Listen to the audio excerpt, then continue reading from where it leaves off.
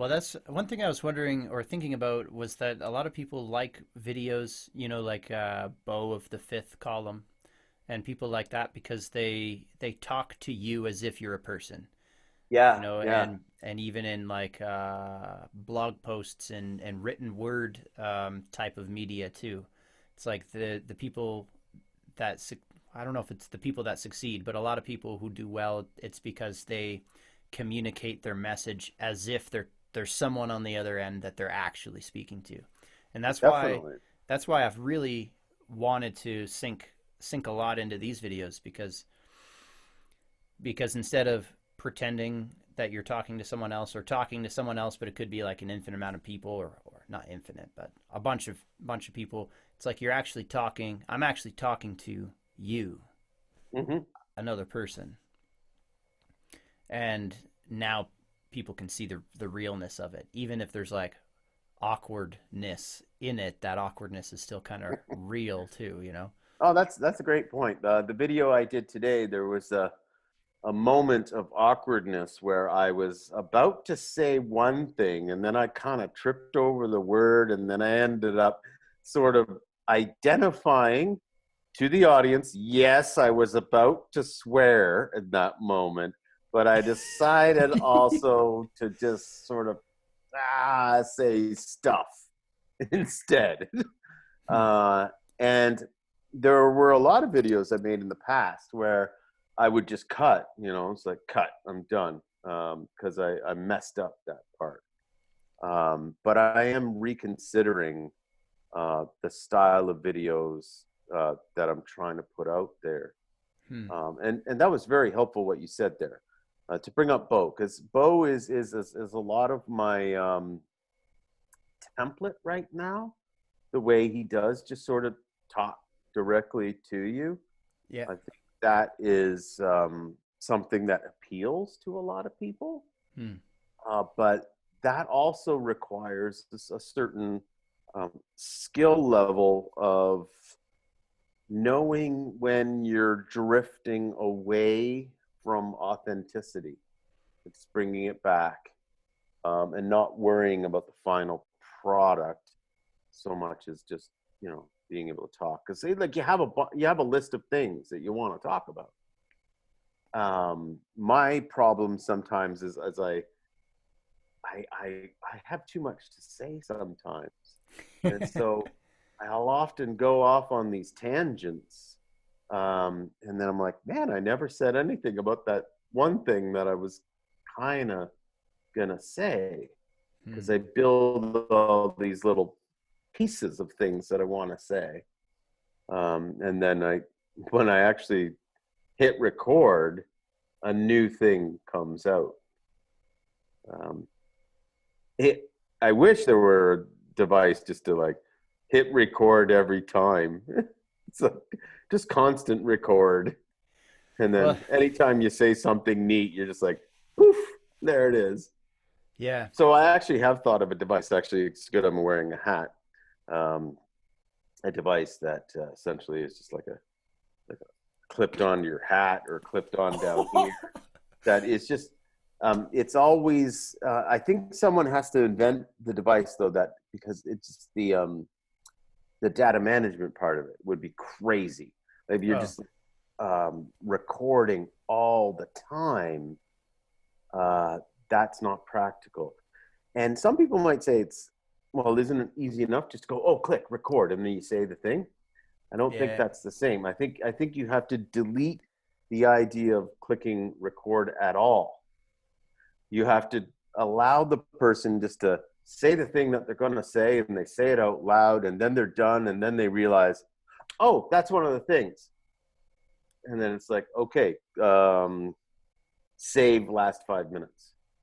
Maybe Yeah. maybe technology that does that. Totally. So maybe like every half hour, it just starts dumping the data, unless the user interrupts and says, "Save last 5 minutes as file blah blah blah," Hmm. and then you've got that 5 minutes, and then you can go back, go to your computer, and then just clip it shorter to that thing you said. There must Shit, be maybe we just invented something. Yeah, I was like, yeah, there must be either a way to do it because it doesn't sound too challenging. And I saw a podcast. Of course, you were talking about templates. Joe Rogan is kind of my template, and that's why I like this. But there was again Gary Vaynerchuk talking on Joe Rogan, and he was saying in the future it's going to be all voice command stuff. It's like that's the Yeah. the next thing is like um, hit record stuff like that. Well, what I was going to say earlier, which was so hilarious, is you were talking about like a wearable device that you can record whenever you want, and I was literally just freaking thinking of that this morning. I was like cooking my breakfast, and I was like, because a lot of people, it's strange, but on places like Instagram and stuff like that, you might just have people cooking breakfast. That's what they do. Like there's a guy named Jocko Willink, a Navy SEAL guy, and he posts like he's a get up in the morning and work hard type of deal guy. Because of course he's a like commanding officer or something in the Navy SEALs, and he posts a picture of his watch, and it says 4:30 a.m. every single morning, like every single morning, and that's his Jesus. mentality, and that's his life. That's who he is. But people like like that. It's just him doing his thing, cooking Yeah. breakfast. And it's like, oh man, I wish I just had like maybe a mini tripod with my iPhone that I could just set up there. Boop, here we go. I'm cooking breakfast, and that's me cooking breakfast this morning. Yeah. Or wearing a headband that I was even thinking of like gives you the image or the viewpoint of my eyes in a way, like one of those GoPros where you put on your head and you're just walking around Yeah. doing stuff. Oh, like outward. Yeah. Yeah. So your point of view. Hmm. Now, what would Max do, or Marcus?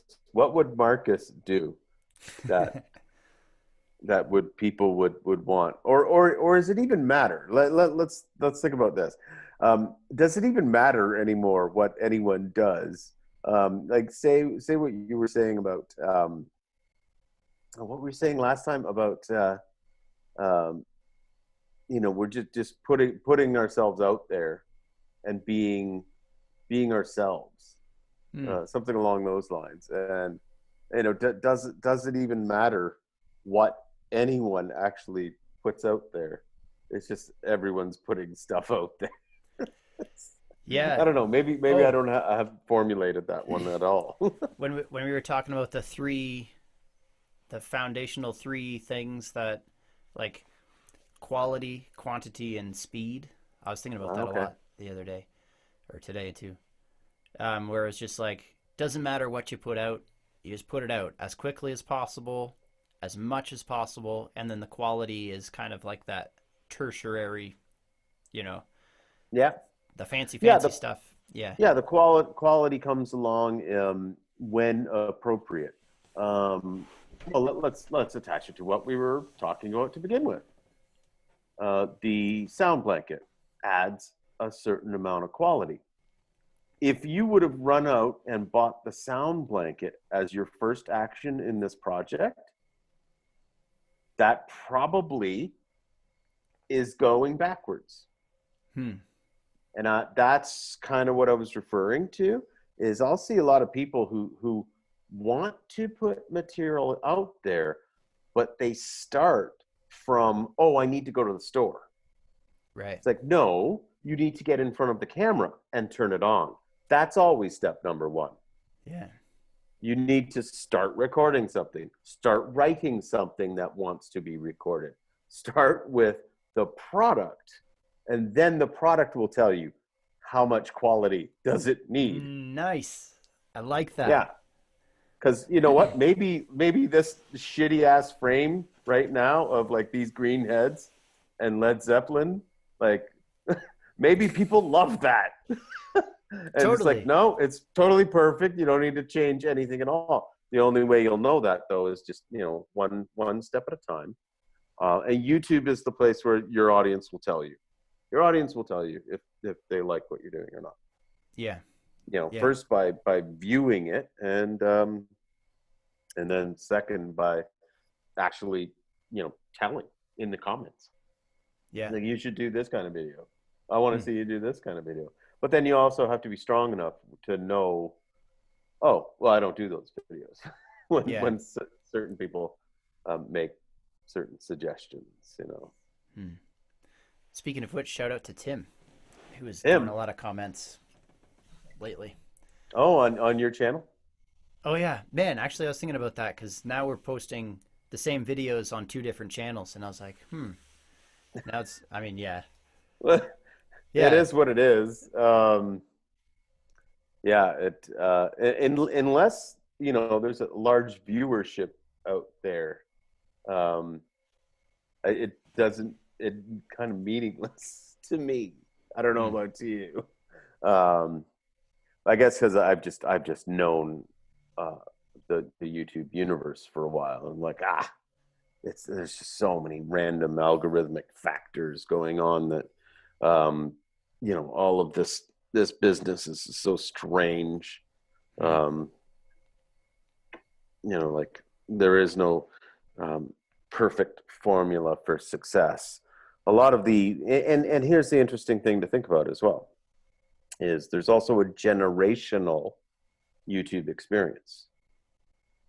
uh you can listen to some of the old school YouTubers who have, millions of followers and millions of views, yet their suggestions were correct for 10 years ago or for 15 years ago when it started.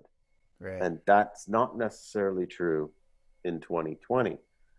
So you can watch all the like YouTube creator series videos, like how to make your videos better, how to make them more exciting, how to have thumbnails that are all exciting. And the way I see all of those videos is, oh, YouTube produces these videos to try to make the quality better. And I think we were just talking about, well, the quality comes third. Right. And you should start with, just what is the show, Hmm. because they're talking about, because sometimes I get frustrated making thumbnails, even though it doesn't take me long. But the amount of time, just to open up a piece of software, take two JPEGs. That's all I do. Say for one of our videos, I just I take two simple screenshots. Doesn't take me long. One of you, one of me, and sometimes a photo I find on the internet, because I'm like, oh, we talked about libertarians the whole time, so I'm like, oh, pics libertarian, and then I'm like, oh, that one, boom, yes. And then there's three pictures, a background, some words, and I've got words already set up in the software. You just have to change the words, like letters. I've got letters already designed, and then but even just doing that, it's like, man, it's a half hour. It's not like it's it's not like this is a paid thing that you're like, oh, well, I have a half an hour of paid work to do. You're just like, I just want it done. you Yeah. know and it's not that it's that I wouldn't do it because there's no money in it, because obviously I still do it anyways. um, but I could be doing something else as well, rather than just a repetitive task of building a thumbnail for your video, so that the YouTube audience is more likely to click on your video, because because because like the thumbnail looks interesting, even though the thumbnail says relatively little or to nothing about your video. You know, Yeah. yeah. Like, you may as well just put boobs on every thumbnail, and you're guaranteed going to get a certain number of clicks on your video if you just put boobs on all of them. Yeah. Which people do. Yeah, no, I know. There's a lot of videos that are like, what the hell? This has absolutely nothing to do with what I just clicked on. That's You like know?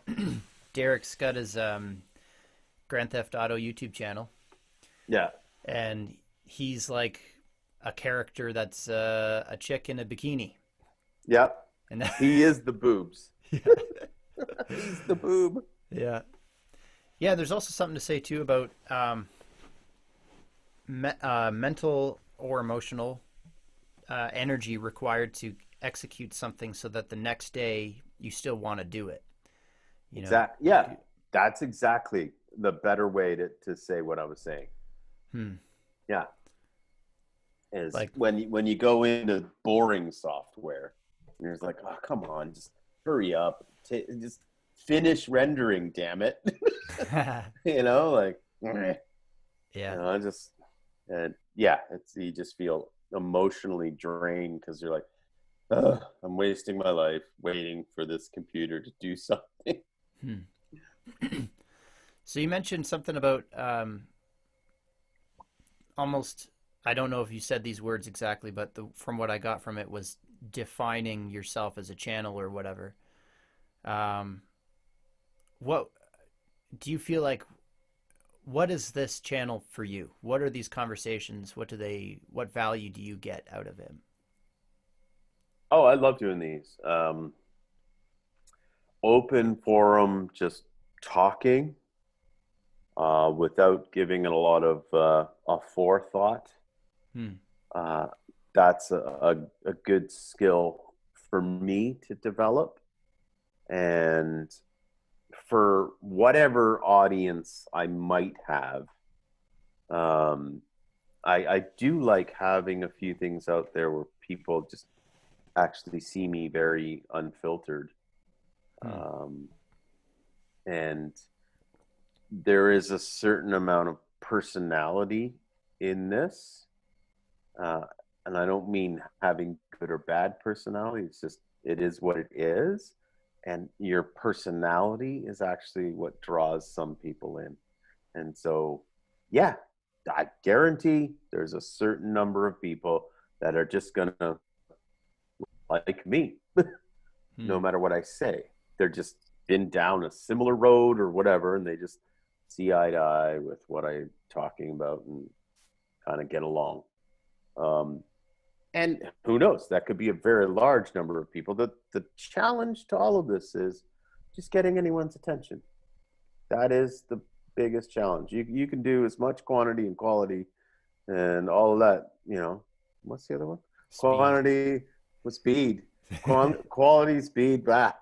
You can do all of that, but if you just never grab anyone's attention, it just kind of never ever goes anywhere. Hmm. And of course, you're up against people who are willing to purchase the viewership. Right. Yeah, they're just buying views. Um, like not everyone can just do that. It's like, So would you say, is that what people say? For example, I know you can invest in Facebook advertisements. So, and I don't know if YouTube's the same way, whether you can like buy YouTube advertisements or buy YouTube, like increase likelihood that your video will get viewed or clicked on or whatever. It'll send it out algorithmically to other people or whatever. yep, all of that stuff exists. The internet is a marketplace. There's a video I made about this newspaper called the Epic Times, or Epoch, the word epoch, epic. And they have a video that is what's like called a pre-roll ad on YouTube, one of those ones that comes up before the video that you want to watch.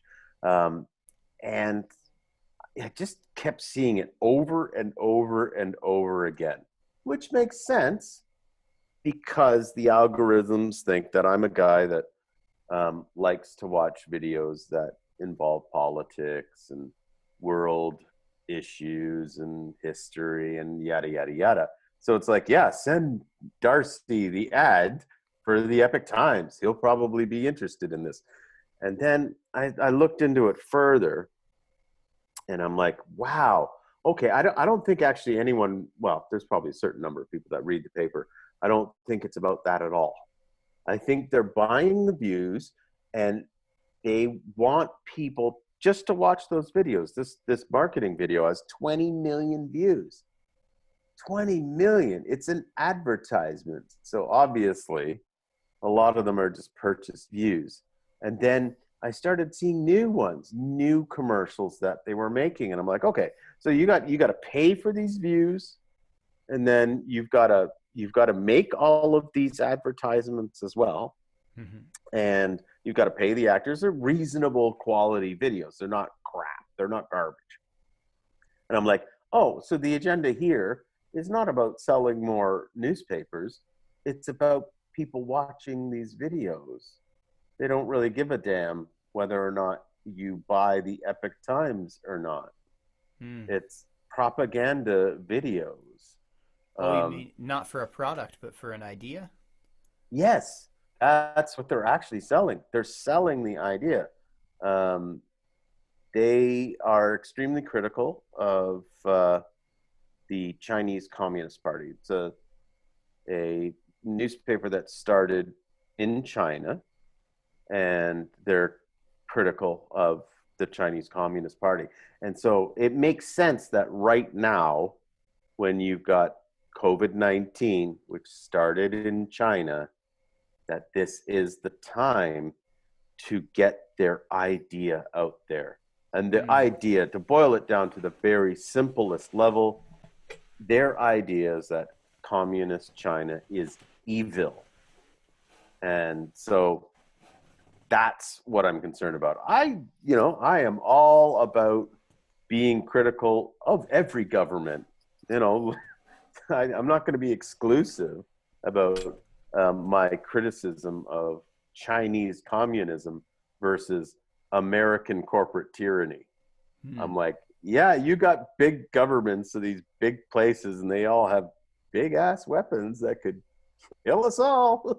And it really, I don't differentiate that far between them.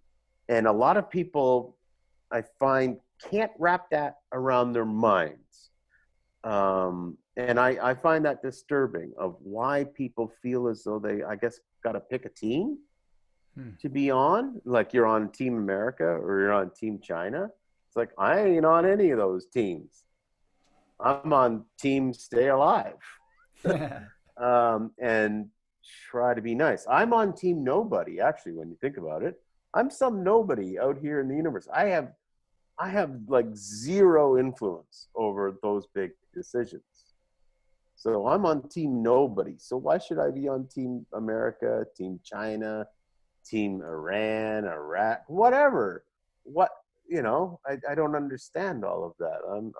I'm on Team Human Being and try to get along for the whatever Mm. many years we have here. So, what would a perfectly run society look like? Nobody knows the answer to that question. Hmm. The most frightening things to realize are very liberating. The most frightening thing to realize is nobody knows what the hell's going on. Nobody knows what to do. Nobody is an expert on anything. It's all a big, giant experiment. But we can see the evidence of decisions, and we can marginally improve things. I'm glad you offered this session right now because I had just watched your last little video, and when you texted, I was watching Richard Wolff, who's a socialist in the United States, which is extremely rare to be like a Marxist socialist in the United States, a professor at that. And he was talking about the minimum wage. And one of the phrases he used was, I thought, really sort of appropriate because he was talking more about the measure of decency of your society. I'm like, that's a great one. I'm going to tell that to Max. And then you texted. I'm like, it was like, okay. So the minimum wage is not so much that it's that it will work better than a UBI or a UBI over that. Um, I think it's a measure of just decency of like, if you're going to ask a human being to help you with whatever enterprise that you're trying to do, you should be able to do the simple math and figure out, well, if I'm going to pay you, that's the deal. I'm going to pay you. And it should at least get to a level that suits the society for having a reasonable amount of dignity in that society. You don't have to pay someone to be, living like a king. But, right now in Canada, our government had to determine quickly, because the unemployment system was just not fast enough. They had to come up with a number. They're like, okay, what the hell? We need this Canadian emergency response benefit. What the hell's the number? And they came up with $500 a week. And I'm like, okay. From my point of view, I actually that's actually higher than I thought. But then you start thinking, okay, well, if that is what a lot of people think, you basically need $500 a week to sort of get along with a certain level of dignity. You're not living like a king, that's for sure. If that is the level, then you're like, okay, well, then I guess, 12 to 13 bucks an hour at 40 hours a week, that's probably what the minimum wage should be, somewhere around there. And then is it minimum wage versus UBI? My thought is, well, it's both, and it's based on patient watching the numbers. There have been experiments with UBI, and it's never shown that people refuse work. It's never happened. However, UBI's never happened on a giant scale. It's always been in these local experiments in smaller communities. But now there's countries considering it. And I think it's critical where they pick that line. If it's $500 a week, then I think there is maybe a possibility that it would be a deterrent to work. It would not be a very good incentive. But the problem with those kinds of arguments is they're not actually arguments. They're predictions. They're predicting the behavior of millions of people. And you never know that until you do it. Yeah. So my thought we have an opportunity right now where no matter how you slice it, when the CERB is done, there is not going to be enough jobs for all the people, period. There's businesses that have just gone bankrupt. Yeah. So not everyone's just going to, boom, be back. So I think it's a perfect opportunity to say, you know what? Things are just so bad right now. Let's just set if you got to pick a number, that's the hardest part, picking the number. What do you pick? Do you pick $1,000 a month? There's plenty of incentive to go out and still work if you're only getting $1,000 a month. Or do you like more? I'm surprised I'm saying this, but I'm like, let's go with like $600 a month. Like that sounds like almost nothing to some people who are big proponents of UBI. But I'm like, well, I think it's enough because people are pretty resourceful. I think there's a pretty wide growing gig economy out there and self-employment type stuff that it might mesh very well with the way the private sector seems to be going in that direction. But then I also say, well, it should also be reflected in the public sector as well. I would love to see government jobs start trickling to part-time, not so many full-time jobs in the government. I think the private sector has obviously made its decision, and the public sector should somewhat mirror that, and then it would be quite normal going forward in the future that people would have several jobs, because that's already true. People are having several jobs throughout their career. Mm-hmm. Um, and bringing back an idea of casual employment, um, and little bits and pieces of employment, and parse it out. Um, and gosh, there's something else I wanted to say about it. Oh yeah, yeah. Um, a complete reexamination of this whole idea of the hour. Why is the hour the unit that we've decided and stayed with for a long time Hmm. for our work? Like you owe time for money. Yeah, Hmm. we've decided time is the number one determining factor for wage earners. You've got salary earners, some of which it's kind of their time, and others it's not really their time. So why did we stick so solidly with the hours? And I get it, there's businesses, open door businesses where you got to be open for X amount of time to the public. And so I get that part of it. But maybe the hour is a terrible unit. Maybe it's four. Maybe it should be 4 hours. Maybe rather than $12 an hour as our minimum wage, it should be $48 every 4 hours, which kind of exists. Like there are clauses that you have to have people for at least 3 hours in Hmm. most provinces. But anyways, I'm going on and on about wages.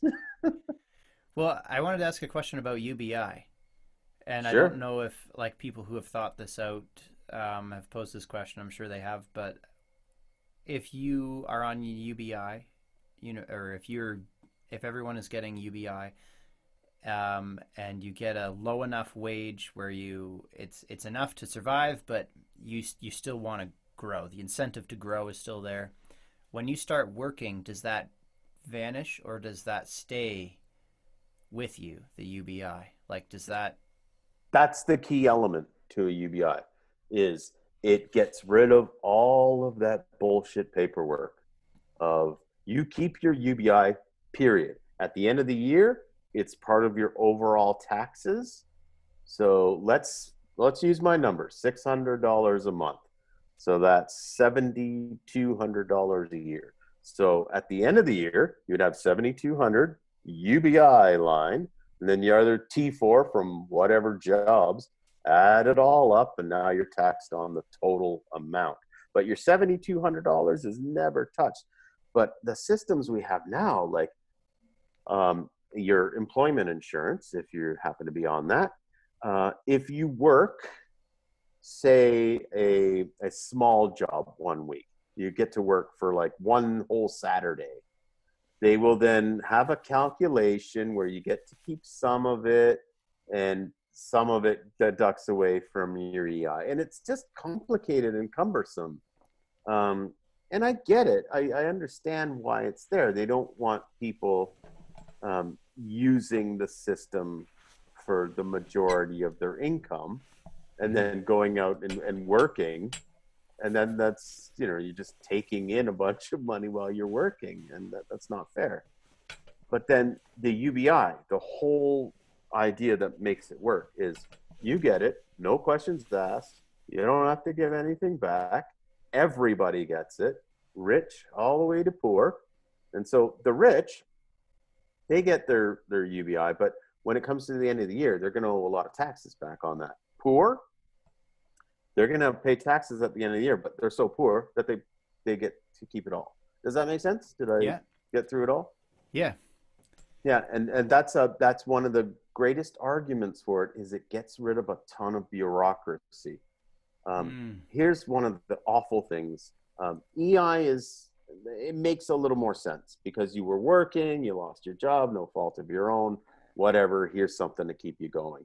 However, what's really awful is our what do we call it here? Social assistance, and in other places they call it welfare.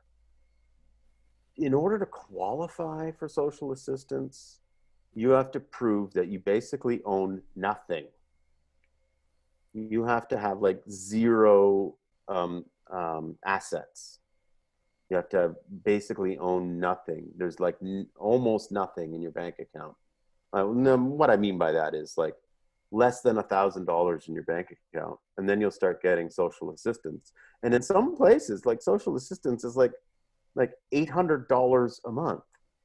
So, and then if you go out and work while you're on social assistance, they, I don't know exactly what the calculation is, but they will claw back some of what you earn. And they, so they reduce your social assistance as you start working. So it makes it excruciatingly difficult for people to get off of social assistance. Because let's say you are making a very pittance amount of $800 a month. We're talking about a lot of people that have not a lot of skills. Hmm. They're, there's a reason why they're on social assistance in the first place. Yeah. And so they go out into the marketplace and they're offered a part-time job at minimum wage, which is about what? $800 a month. But then they take away half of that. So you end up with you're up by, a few $100s a month. Hmm. It's like you haven't gotten that much further forward. Whereas a UBI, you're making every dollar from that job. So you feel excited about going out and working. So Yeah. there's an argument actually to be said that if you hit that right number with your UBI, that you are actually going to incentivize people to work more and to keep trying.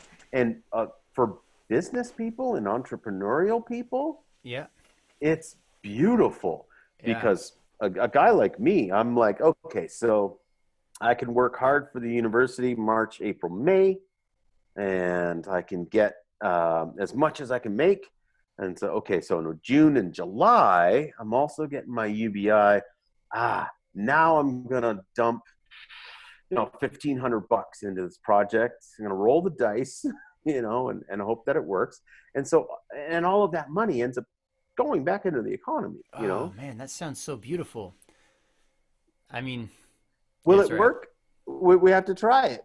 But thanks for calling it beautiful. It's not my idea. Yeah. Well, no, it sounds like the more we dive into it, the more appealing it sounds. The one thing that I wanted to comment on too, that I think someone was telling me that they like the fact, like I'm not very politically minded, though I'm interested in those ideas because they're very psychologically oriented.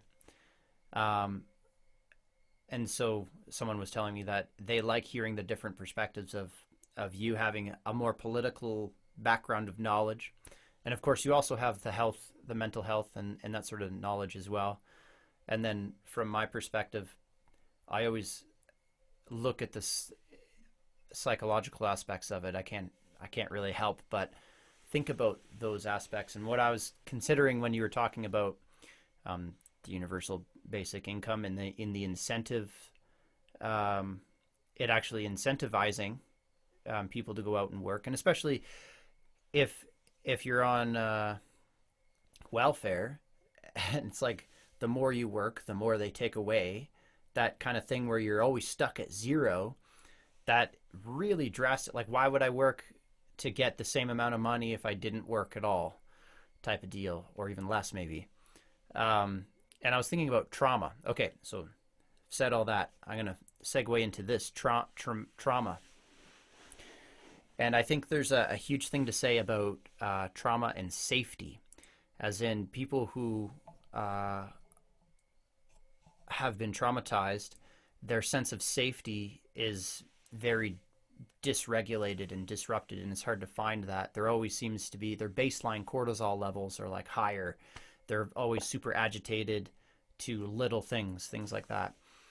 Um, and I was thinking about safety for myself because one big thing is that, okay, so Derek, our brother's going back to Nova Scotia now, and whether it be financially or otherwise, or you know, I just like having a support system there.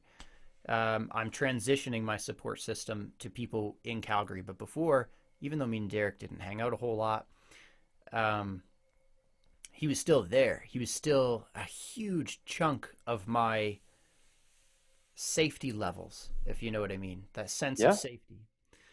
And you know, part of you knows, like, if you feel a sense of safety, you are more willing to go out and take risks, like that entrepreneurial idea that you were talking about. Yep. And if you fail, there's less of a harsh blow that you might just die or go go away or something. You know, if you have that sense, that safety net of, you know, I think it would do two things. It would boost the creatives and allow them to flourish, and it would decrease the sense of urgency for some.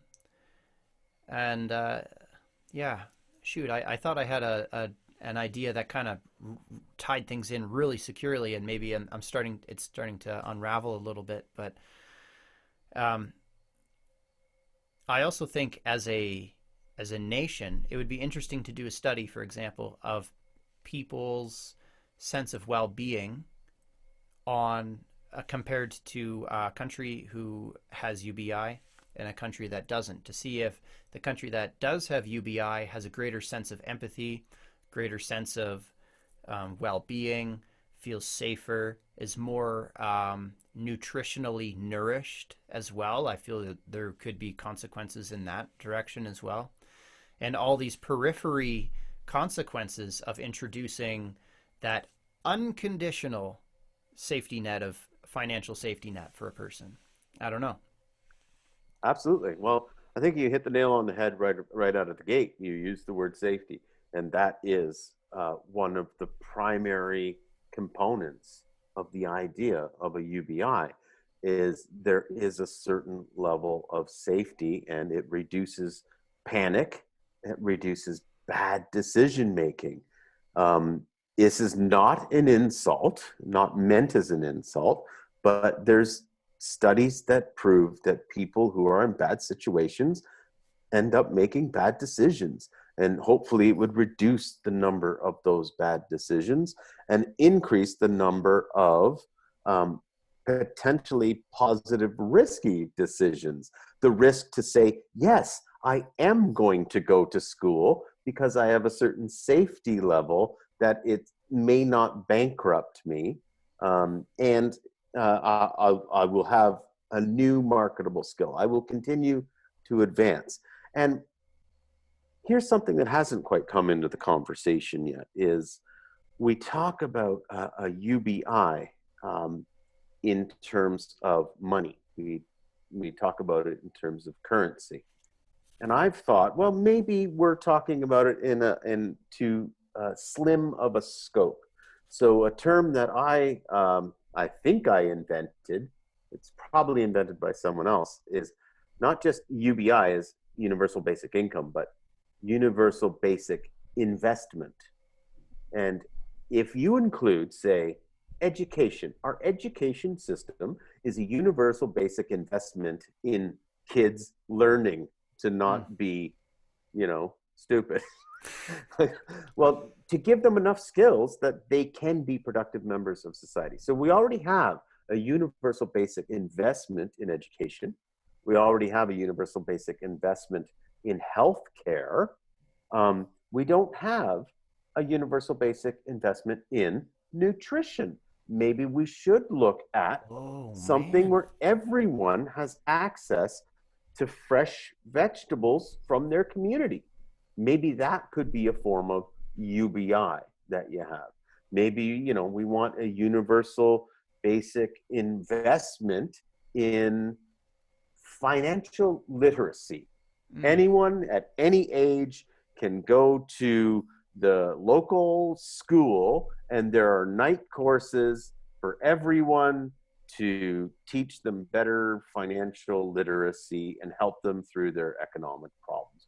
Wow, that's a universal basic investment in, having a smarter society. These things are cool.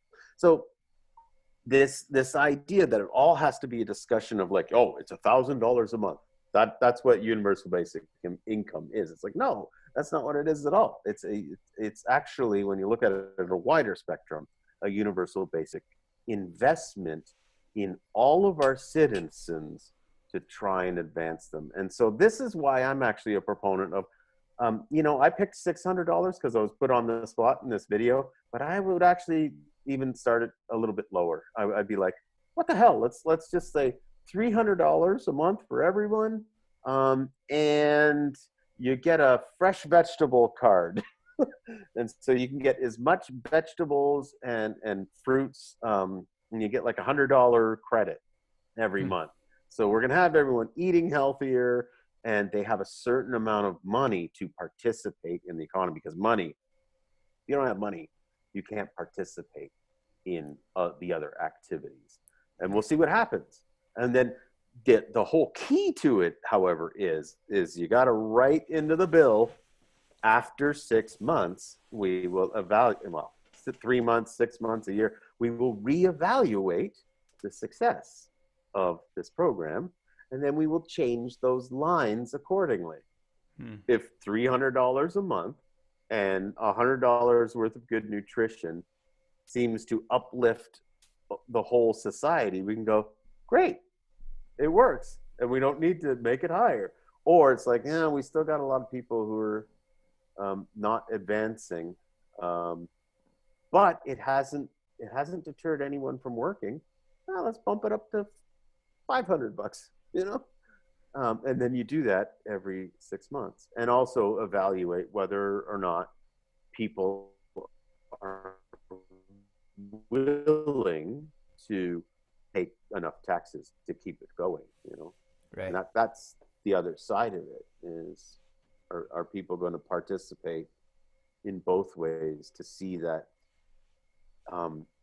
you can be a recipient of the investment, or you can be a contributor to this investment, but also see how making a contribution to all of the citizens may actually benefit yourself, Hmm. because all of those people that used to live on the streets, they actually now have apartments, and some of them are like, wow, I actually have a part-time job now, and I can keep the money from that part-time job, and I can actually call up that guy Marcus Wood, and I can get him to teach me how to play guitar, and I can pay him money. So now all of a sudden you have a business that you didn't have before. And if all these people that were like down on the bottom on social assistance and welfare and all that, now they're actually sort of like, wow, we can actually go to a restaurant and have a meal. Mm. And they are down here, you know, the poorest people, where are they going to spend their money? Are they going to spend it in the Bahamas? Nope. Are they going to spend it in Australia? Nope. They're going to spend it in Canada. And not only in Canada, they're going to spend it in their local community, Mm. very close to themselves, because they're not driving around, oh, we're just going to, we're in Nova Scotia. We're going to just drive to Montreal this weekend. No, they're not going to be doing that. They're going to be supporting their local businesses in their local communities. And maybe we can go back to a time where people actually were like, hey, kid, I'll give you $10 to mow my lawn. That Mm. doesn't happen anymore. It used to happen back in my day, but those days seem to be gone. They've all drifted away, because now we've got these giant corporations that will sell Joe Blow uh, the franchise to cut people's grass. So Joe Blow has to go into debt. And he's got to go to the bank. He's got to get $50,000 so he can give $40,000 to the franchisor guy. And it goes to lawyers' fees and franchise fees and all this shit. Now he's a business owner, but he's not making a lot of money, because he's got to now hire people and be a business person to go cut people's grass. But in the old days, we were just like, hey, here's money, cut the grass. But now it's this whole complicated thing. and it's all about trickling money away from the local community and up to this franchise guy somewhere who lives in the Bahamas all the time and doesn't actually contribute anything to our society. I don't want to put like all big business people in a bad light, but when you know, when we've gotten to this point, the businesses, the corporations have gotten so large that you got to wonder, well, how did that happen? It's like, well, obviously, the system of lawyers and contracts and all of that trickles all the money away from the local community. It's like, wait a second. Sure, I get it. Jim Treliving invented Boston pizza. That was a long time ago. Like, I don't quite understand the connection between an invention of Boston pizza being so remarkable and special in the universe that he still continues to reap tons of rewards from it. It's a fucking pizza. Like, it's not rocket science here. Sure, they built it into a system. And that system, you can go to Boston Pizza all across the country and have the exact same thing. But is it really that special of a product? No, it's just repeated product over and over and over again. And it's the words that made them money, not the pizza. It's the words in the contracts. It's the words in the franchise agreements. It's the words in the agreements with the suppliers. It's the words. So for people out there who think communication is not important, oh my God, communication is the most important thing. Because it's the words that decide all of these things. So, and maybe that's what people have forgotten, that it is the words that decide everything that exists in our community. And we can decide to decide differently than the words that exist. And I think we're trapped right now in 2020, holding on to this system that we've been using since the French Revolution, and having such faith that this is the system that's absolutely correct, and that you cannot question the beauty and the perfection of the capitalist system. Now, don't get me wrong, I do think there's a ton of merit to freedom of choice and movement and commerce in the capitalist system. However, the capitalist system now has a ton of words. It's all these words. Now, Steve, here's something really interesting. Someone on the left side of the spectrum will use entirely different words to say the exact same thing as people on the right side of the spectrum. They'll say, well, it's all the regulations. Yes, it's all the words. It's all the words. And then someone on the left side of the spectrum is like, yes, the words have favored a certain small group, and that's the problem with capitalism. And they're intertwined with each other. You cannot have government and corporations without each other. They're two arms of the same beast. Whereas some people are like, oh, it's all the government's fault. It's like, actually, they're kind of cooperating on this one because they cooperate and they compose those words together. So you can't, if you're like, I'm anti-regulation. Yeah, well, they wrote the regulation specifically for themselves. They regulate themselves. Anyways, that's my bit on regulation for today. I hope y'all have a good night. Like internet people. Hello, all you internet people. I wonder where he's actually from. Bow of the fifth column, you mean? Mm-hmm. Yeah. I don't know where he is. Yeah, it sounds very down south.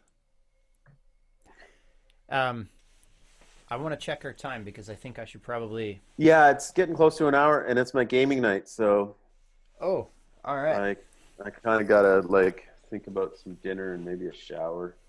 All right. Well, that felt very engaging, which was nice. I feel like we could go 1,000 different ways with it too, but maybe we'll have a follow up on the UBI, Universal Basic Investment.